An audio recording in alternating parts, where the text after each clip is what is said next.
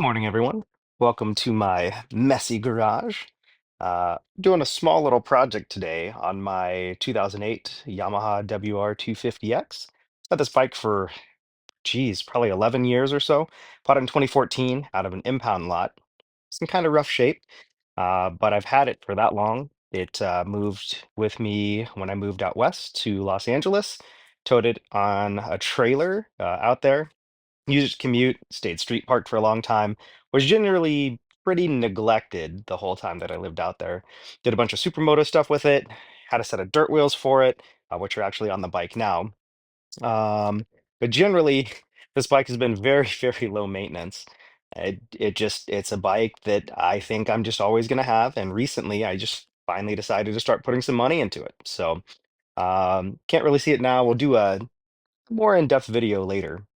But 2 years ago, I bought a 2023 BMW R1250 GS Adventure and was entered into the BMW MOA mileage contest. And over 2 years, I rode about 43,000 miles on that. Didn't touch any of my other bikes. So I've got the WR, got the VFR. There's a Speed Triple over here that's getting some work done to it. So finally, gonna start using some of those other bikes. But I'm prepping this bike because next week I'm riding from here around the Knoxville area down to Jacksonville to help my mom move. It's going to be a lot easier to strap this thing in the U-Haul up against the wall than it would be the GS or something like that. So, but what I have here, little package from a company called Sandman. I've known Sandman has been around for a long time, makes a lot of cool parts for the WR.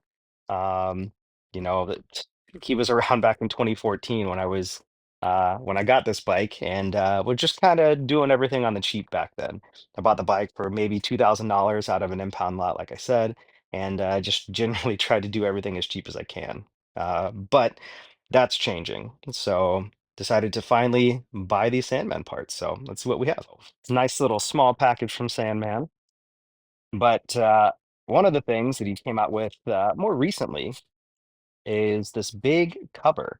This is the stator cover. This is called the Carapace cover. Very, very nice quality. So we'll be installing this. This will kind of protect the side of the engine that is a little bit more vulnerable to rocks and things when you drop it. Then I've also got what he's probably most famous for, which is this case saver.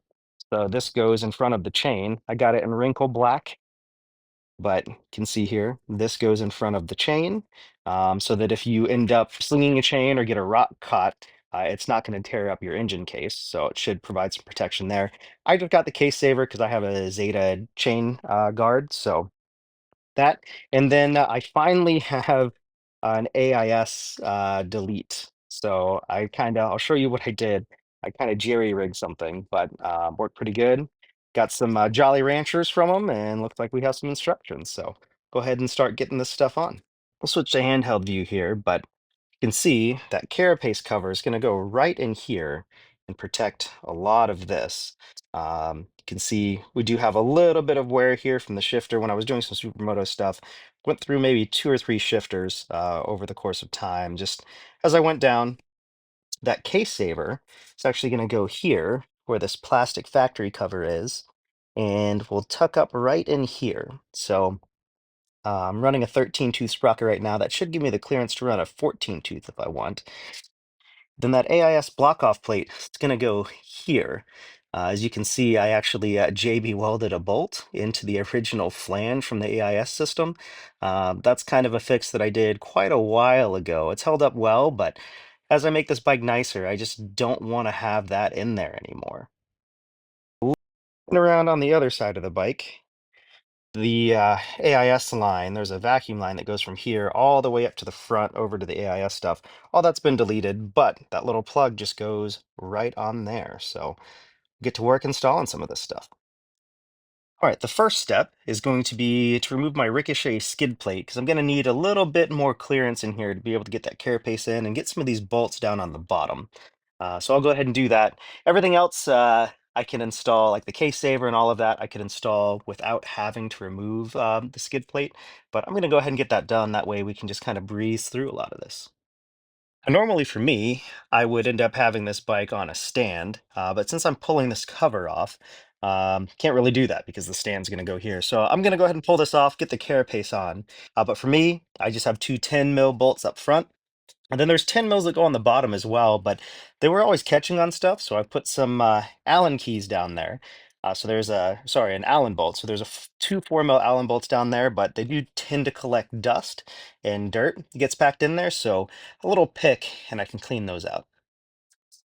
And these little WRs have been really, really good bikes over the years. They've proven to be really long lasting and for the most part, pretty dang bulletproof. All right, got those out. And now this we can just set aside. As you can see, I do have some foam in here. These aluminum skid plates tend to rattle a lot. They make a lot of noise. So anywhere where been a contact point, I've just used little foam to create a little barrier. And it's certainly helped keep it quieter, even though with the exhaust on this thing, it's quite loud. Next thing we have to do is remove this shift lever. I believe it's probably it's like maybe an 8 mil down there.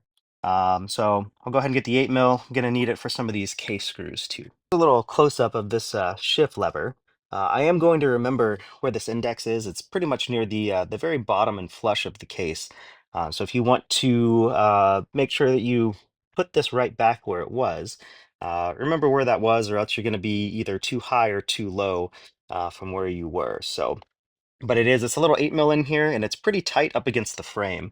So we'll go ahead and get that out and get that shift lever off. As you can see here, the clearance is pretty tight in there. You can see the socket up against the frame. There's really not a whole lot of room, but you don't have to do a whole lot of work. You'll just end up loosening it up just enough. There is a groove in the shift shaft there, and you have to just make sure that this will come off. I think maybe on this bike, you might actually have to pull it all the way out for it to get over that groove. So we will see. There we go. And off she comes. You can see that groove right in there, though, maybe. You might not be able to, but there's a groove where this bolt sits so that even if it loosens up a little bit, your shift lever is not going to come off. But now we're good there, and we can go ahead and install the carapace. I think I'm going to give this a little wipe down, though, because it is just a little dirty right now. It's not too bad, but I'll back the camera up, and we can see in here. Uh, we'll be removing a couple of these screws, not all of them, but a couple of them. But I'll give this a wipe down real quick to make sure that no dirt gets trapped behind that carapace cover. I'm just using some water that I have in a bottle here, and we'll give this a nice cleaning. It doesn't have to be perfectly clean. This thing is going to get run through the dirt pretty soon, but I just want to make sure that I have it, decently clean. It doesn't have to be perfect.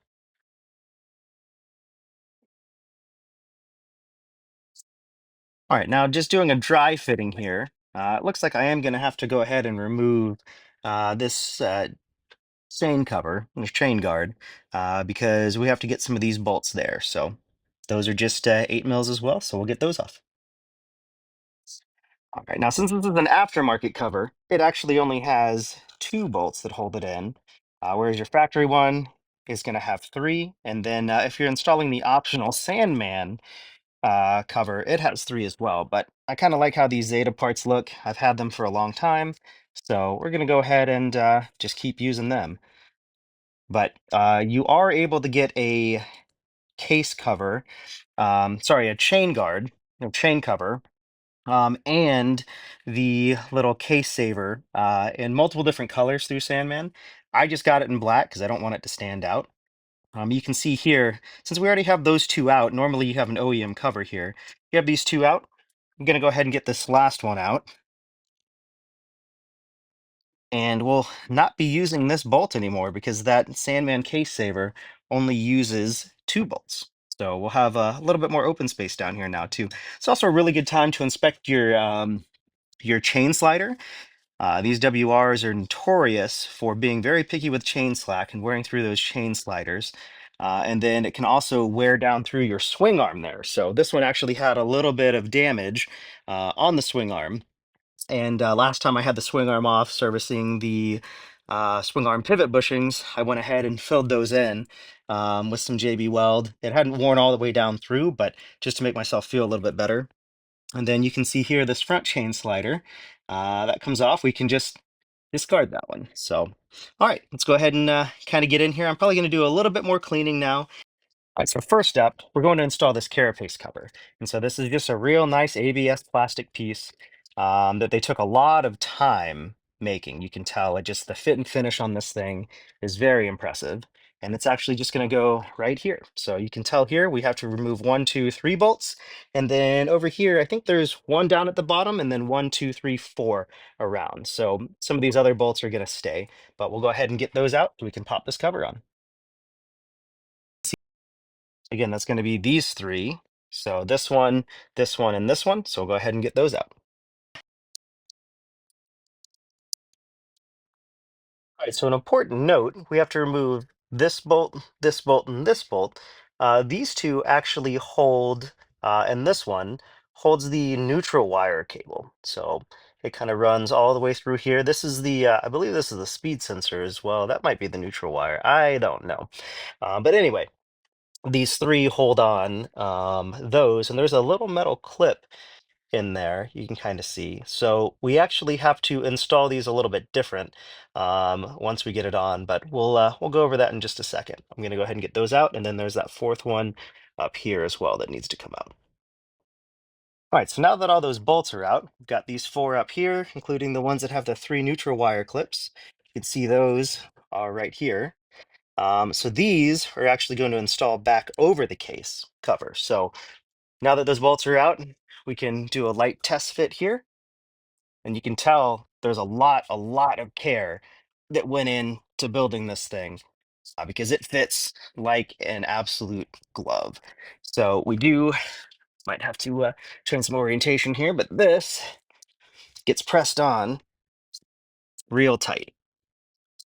So the fit, I mean, that would probably stay there just fine through most riding, most street riding at least, without having to even have the bolts in. I mean, it is tight on there. But so what's interesting, this plastic's kind of built up. They provide a decent amount of these special washers. Well, not a decent amount, one for each of the specific holes. But let me get one here to show it to you. So this thing, I don't know if you can see that. There you go. So it's smaller on one side than it is on the other. That small side is actually going to go right inside the cover, and then we're going to put the bolt on. So I'll go ahead and get that done on all of these, at least these four, and then I'll show you what we do on the bottom specifically. But these four will get put in. And reading some of the instructions too, I think I'm going to give this a little tap, tap, taparoo just to make sure that it's on there. But that should be good there. And now we'll get that hardware in. I've just noticed that in addition to all of your washers, they also provide a spare bolt for you, just in case you have one that goes missing or might be a little kind of crusty. Luckily, most of mine look pretty good, even though this was street parked by the beach for a couple years. It's in generally very good shape, especially to have 20,000 miles on it. So, but just thought I'd share that with you. Right, and now for really what's the most difficult part of this install, which is not difficult at all, but it's remembering that these washers need to go up against the carapace in between the clips. So gonna put one of these in, then put the that'll go behind. So just like that, and then we'll hold that up. But again, just make sure that these three with the clips are installed underneath those three clips. We have one here, and one here. These two kind of have more of an angle on them. This one's more flat, but I just left it attached to the wire. That way they didn't get lost. Super simple. Yeah, we'll get those installed. All right, so now you can see I have all of these in with the clips, with the washers in the right spot. Another note, I mentioned that they provide an extra bolt. They also provide an extra washer, so I really like that.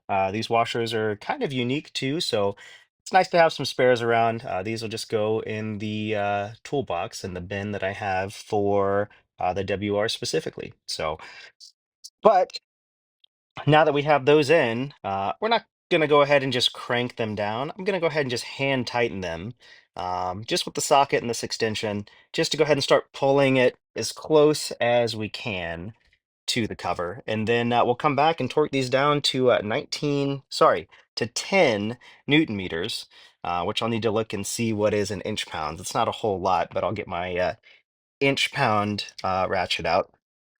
I did check that these were tight, just giving them a snug. The directions say to go ahead and torque them. I probably should have, but a little bit lazy today. But we'll go ahead and get these tightened up and then come back and check the torque on the bolts that we removed. All right, so I did a little Googling, and 10 Newton meters is 88 inch pounds. So I've got my trusty Harbor Freight inch pound torque wrench here, set to 88. It goes from 80 to 85, so I just kind of guesstimated, but it should be fine. So we'll go ahead and start torquing these. And what I'm going to do, I kind of like to go kind of the way that I like to do wheels, is kind of like crisscross pattern. So I won't do all of one side, but looks like there's 88 there. We'll do another one up here as far as we can get. So there's 88 there, and I'll get these finished up and then we'll be done. One thing I do want to point out to you guys is that these under here are a little tight to the case now. So trying to use a 3/8 8 mil doesn't quite fit. So luckily, my torque wrench is actually 1/4 inch, and you can use a 1/4 inch socket and they fit a lot better. So you will likely need a 1/4 inch socket in an 8 mil for those lower two bolts down here, just because the clearance is so tight with the Carapace. All right, so now that the Carapace is fully installed, now we can get on to the case saver. So you can see here, this is much thicker. It also acts kind of as a chain slider, but also helps for a lot of noise dampening too. So that's why the full OEM bike has that big cover on it and everything, just the way OEM bikes come. So I've been running this for a long time, just taking my chances. Thought about buying one of these for a long time, but just never did. So finally, now that I'm gonna take the bike on a rather large adventure for a 250 for me, uh, decided to go ahead and get one just to prevent anything from happening in the field. But you can see here that we're only going to be using these top two bolts from it. So the bottom one will just be empty. They do provide three brand new bolts, so we'll be using those because who doesn't like new hardware, especially when it's shiny. And then again, I got it in the wrinkled black. All right, guys, so it's going to be a very simple install. One thing that I did want to make note of, if you're using the OEM chain cover back on, no big deal, but I have the Zeta cover. So it actually comes with these spacers, and we're not going to need these spacers anymore. So um, might take me a second, but I'm going to have to push these out. They're in there as a pretty tight fit, but we're going to remove those because we won't need them anymore. All right, so I got these spacers off. The tolerances are really, really tight on this Zeta stuff. So I don't know if it was just from age or what, but I ended up having to use a punch to get them out. So, but they're out, and we can go ahead and move forward with the install. Essentially, this is how it's going to fit now. So we can see we have the big built-in spacer here, and that's to bring the mounts out to the OEM location. So if you're using the OEM cover or anything like that, you can see here how tight this fits in here. I mean, Sandman does a really, really, really good job of making sure that all of this is good. So I'm going to go ahead and get this installed, and we'll show you what it's like when it's done. All right, so we're all installed here now. I torqued these two bolts down to good and tight. And then we've got the case saver in here. You can see there's a lot more room now, so I should be able to run that 14 tooth sprocket for some of these highway stents. But now we're nice and protected with some metal. So if for some reason we sling a chain or something, this chain is riveted, it's not clipped. So shouldn't have that issue, but if a rock or something gets caught in here, it's not going to get forced up against that cover, the OEM cover, which would crack and then it could get forced in. So a little bit more protection. It's not going to protect us from everything, but at least the peace of mind is there now that we're doing what we can. All right, now that is it for the Carapace and the case saver. I'm going to install that AIS just on my own. really, there's a whole like AIS delete that goes along with it. But just so you know, I did that a long time ago. So now I'm just going in and instead of running tape and this bolt setup that I have, blocking off everything. Now I'm going to have a nice looking panel in there. So I'm going to go ahead and film those, show you what it looks like when it's done, but won't go too in depth on that just because there's a lot of other work that needs to be done to remove that AIS system. So I've already removed it, and this is just to clean everything up. Now, that AIS delete that Sandman sells is probably the most affordable one out there on the market. I think Grave sells one for, I don't know, maybe 25, 30 bucks. This one was like maybe 17 or so. Um, anyway, I'm going to go ahead and get the shift lever back on, and then we'll put the skid plate back on, and then we're done. This is where that indexing that I was talking about is going to really help a lot. So me, I kind of had it flush down there at the bottom. If you just miss one spline, you see how much lower it is? So if you go up one spline, it's there. And then if you go up one more spline, it's really high. So another good tip for you if you need to adjust that. But once you go too far, you're not going to be able to get access to the bolt down here with the socket. So for me, I have it set just right there where you can just get a socket in. The other thing that these Sandman case saver kits come with is this little ABS piece. This one's actually in carbon fiber to match my Zeta heel guards. But if you're not running a Carapace, you can actually stick this with some adhesive on here. Since we're running the Carapace, we don't need it, but that's what it would look like, and it protects from any of those scratches and stuff from the shift lever like I showed you I had earlier. All right, so we got the shift lever back on the right spot. Now to get the skid plate on. All right, real quick before I finish up, guys, I was going through some of the hardware, and they do provide this spacer that would go down here if you were installing the full OEM piece back. They do provide bolts for it as well that are a little bit longer because that's going to sit out a little bit further. But there are 3 bolts that come with the kit total. So again, if you're using that cover, the OEM cover, or you have something that has 3 mounting points, such as the Sandman chain guard or chain cover, sprocket cover, just make sure that you're using this spacer with the bottom. So sorry I missed that earlier. All right, guys, I hope the install of that Carapace cover and the case saver were beneficial to you. I hadn't seen a whole lot on that Carapace cover, so especially a video. I saw one post maybe on ADV Writer where somebody had installed it, but I'd always been kind of interested in it. It looks cool too. Most of my bike is black, so that goes on there too, but a little bit extra protection, protects from shift lever stuff, protects from scuffs, things like that. But real quick, let's go over prices. I'm not affiliated with Sandman at all. I bought all of this with my own money. None of it's really that expensive. So that AIS, I said, AIS delete I installed, I said earlier was $17, actually $15. So very inexpensive. The case saver, for just the case saver with that guard that I had that I didn't use, that's $35. So that's originally when I was looking to go buy something from Sandman, it was just the case saver. Found all this other stuff on the website and said, you know what, I'll go ahead and buy it. I'm already paying for some shipping. So the case saver is $35. And then the Carapace, very affordable actually, in my opinion, it's 60 bucks.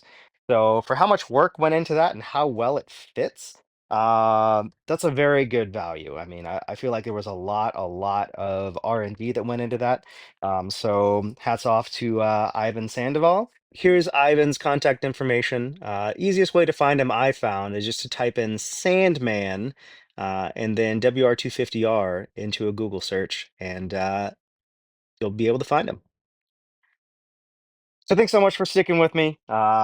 This is just the beginning. I've got some other installs that I'm going to do on the little WR. I've got some stuff for the GS, maybe take you guys moto camping, and maybe even venture out into some mods that I'm going to be doing to the VFR and getting my street triple back on the road. So anyways, thanks for tuning in, and we'll see you guys next time.